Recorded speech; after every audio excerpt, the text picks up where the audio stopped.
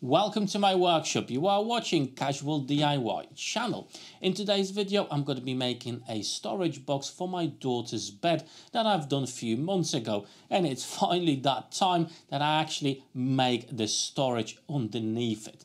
I've got my timber ready there, so first of all let's cut it to rough size with my miter saw.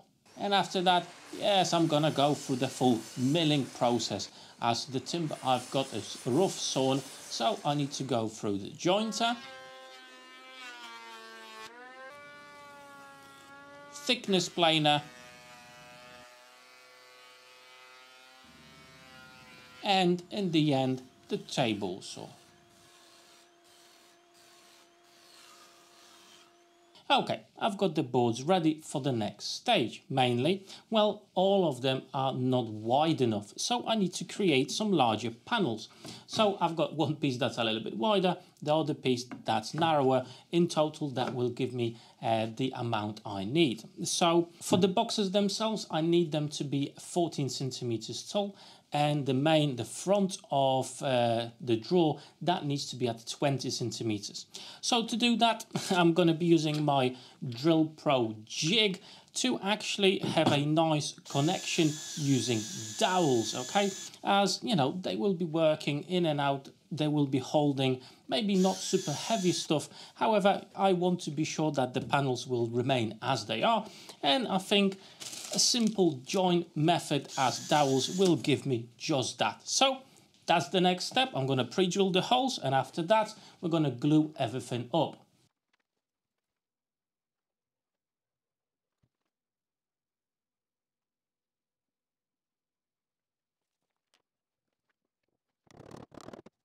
Now with the glue dried up, I'm just going to clean it out a little bit so I've got nice and smooth surface. Alright then, and now we've got our panels ready to be cut to the final size with my miter saw. Now the width is absolutely fine, it's just the length I need to sort out. However, before we jump into that task, let's hear a word from our sponsors, which are Kaiweets, the makers of this fantastic set of a electric screwdriver with so many bits you will never run out. Check this out. So let's have a look inside. This set comes with 120 pieces of screwdriver bits.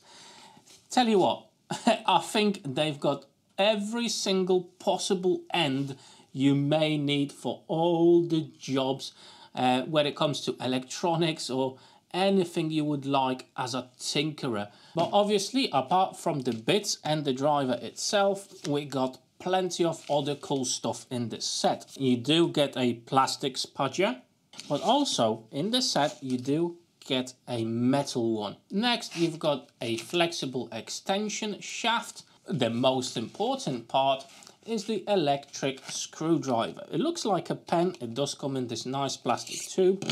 Check this out.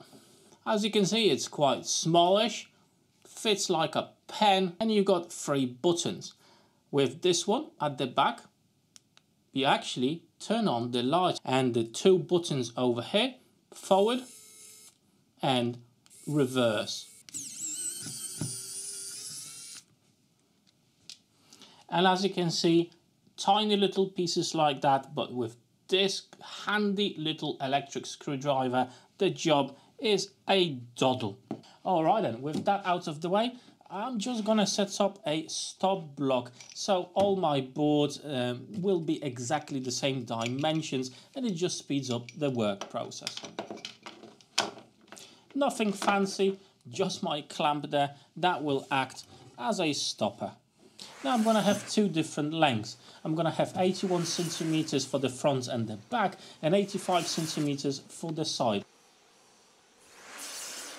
So I've got the timber here for the boxes. However, before I'm actually going to be putting them together, I need to think of a way of putting the base on this. Now, I wanted to have a different material for this. However, the local DIY store didn't have the material I wanted. So in the end, I'm going for 9mm plywood sheet.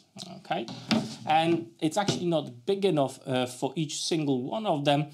So I'm probably have to join them, cut two pieces, join them together somehow, and then make a larger panel out of that.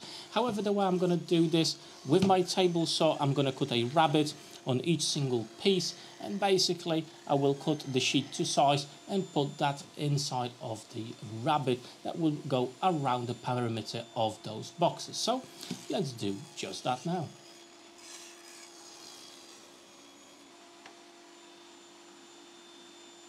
Now the panels for the bottoms, they are actually too large for the capacity of my table saw, so I'm going to be using my track saw to make the cuts.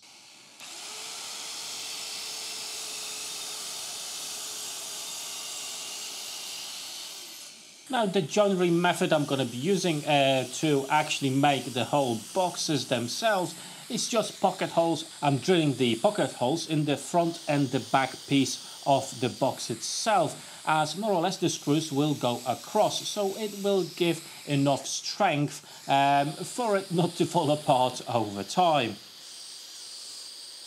Now it's time to put both of the frames for the boxes together. Alright, so as I said, the material I had, the MDF, wasn't quite large enough to actually fit in the bottom of the drawers themselves, so I've got two pieces. And obviously, you know, in the middle of them there will be some flex, and to prevent that I'm just going to be adding some dowels, making sure they all stay aligned even under some weight. So that's what I'm doing right now. I'm adding 4 dowels in each panel.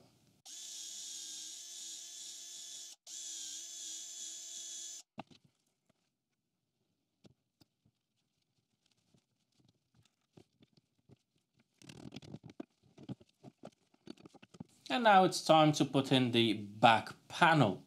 Now I'm going to secure it with some screws. So first of all I'm going to pre-drill it, countersink it, and then drive in the screws. It's just the easiest way. If the bottom will get damaged over time, I can just easily replace it.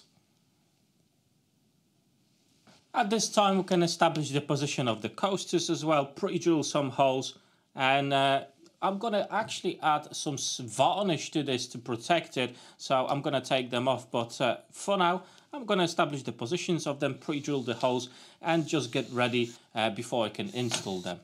Okay, so that's the front of our drawer set, and we need some sort of a handle, so I'm just going to cut out 2 identical patterns for the hands to go underneath, and so we're going to be able to actually pull the drawer system out. And to cut them out I'm just going to be using a jigsaw and then a rasp to clean everything up.